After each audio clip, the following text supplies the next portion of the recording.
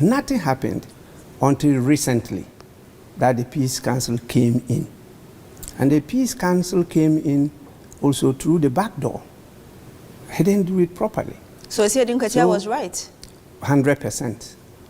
He was 100%, and that has now ignited this flood of concern by many. And so you see, apart from me coming out to say that no, something must be done, the Peace Council then initiated some efforts, and their attention was drawn to the fact that since the 2020 elections, since the Ayawasu by-elections, a number of things happened. Commissions were established, reports were presented, recommendations were made. There were some statements that they will be implemented, and nothing has happened. So that we are moving to another. This time, the 2024 elections is unlike the 1992 elections, or the 1996, or the 2000 elections. Why do you say that? It's not also like the 2004, 2008, or 2012 elections. Why? Neither is it like the 2016 and 2020. This is a critical election that will determine whether we are truly committed to the cause of multi-party constitutional democracy. Clearly, this election is not just about the political parties. It's about the soul of our nation. Very, very important. And so to have very experienced political leaders, particularly His Excellency the President, who started politics at a very early age because of his parenthood, and who was an activist in the CPP party, grew up to be the president of Kwame Nkrumah Youth Forum, and after the 1966 election, joined the United Party, Progress Party, now MPP, to come out after all that experience, a legal luminary, to say such a thing, that is inciting people to violence. Okay. That even if we lost the election, we will not hand over. We will do all we can to hold on to power. That is unacceptable. I was really shocked to hear that, because His Excellency the President knows that the power he's holding is not his. It's for the people, particularly the voters. And the people voted and gave him that power. Once they vote you out, then he even is ending his 8 years period. At the 6th of January 2025, His Excellency Nana Addo Dankwa Akufo-Addo has no such power. He knows that if he orders the CDS on the 7th of January 1995 to do anything, he will not do it. My understanding of what you're saying, really... He has no such power, so it's just an empty boast. Brutum fulmin. He cannot. He will not have that power. It's the person that the people have now voted for that have been given the power. And though the people looking at that person, not him. So either is His Excellency John Dramani Mahama or His Excellency Dr. Mahmoud Bawumia. Mahmoud Bawumia. You do not think so that... those are the people that will have power, and those are the people that Ghanaians will now be listening to, not to him. So he has nothing, not even an empty shell. What we do is just a ceremony to show that power has now shifted from the former to the newly elected person. You do not think that those comments were deep expressions of, I really wish that Bawumia would take over the reins of power from me? You just said it. What prevented him from using that same language? It's my wish that MPP should win the elections and Bawumia will take over from me.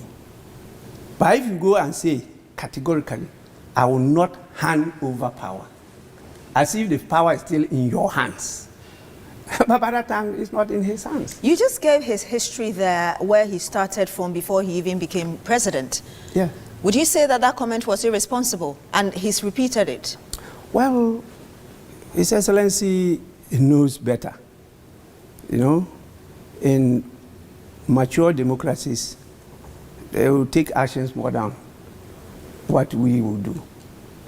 That would have soiled all his records as a politician, you know, and all those descriptions people make of him in terms of law and the defense of human rights or the media, and also his record as a president. This cancels out all. It doesn't show that he's a Democrat and that he believes in multi-party democracy. If I hear what you're saying, you were disappointed when you heard that. Very, in fact, I was shocked. Was at least expected His Excellency to say such a thing. But in addition to that, you just brought to the fore again a statement made by Brian Champon, and he's repeated it. He's a member of parliament, a parliament you oversee. Have you done anything about it? How do you see that, first of all? Brian Champon is scarcely in parliament. You see, that is another thing that we have to do. You see, political leadership is a different ball game. You just don't trust untried and untested hands straight from birth into leadership position. How do you They mean? have to be groomed. They have to be tutored. They have to be mentored. They have to grow to it. They must have hands-on experience. And so the system we are running is a system that is damaging the growth of this country. Brian doesn't Where have the people- experience. Where? In politics? Zero. He just elected as a member of parliament and is made a cabinet minister. He has no knowledge about the public sector, about governance, about politics, and he is now going to lead the whole sector. He has never handled such power before, and therefore they think that they are the alpha and the omega. So you think that's what's That is influencing how what- he's behaving? Not only him, a number of our people in politics now. You know, as they grow, they will learn that what they did were wrong. And they were really undermining their own authority and relevance. Won't it be too late? Very late, and that's one of the causes of our underdevelopment. Many countries, many countries who have made it have taken the time to evolve. And the evolution is not only about systems, it's also about human beings. And so we just don't take those decisions lightly. That you're given the opportunity to lead the country. If you want to bring up, definitely there's growth, there's replacement. We must always go with the youth. We must go with everybody. But you give them the position to grow. Okay?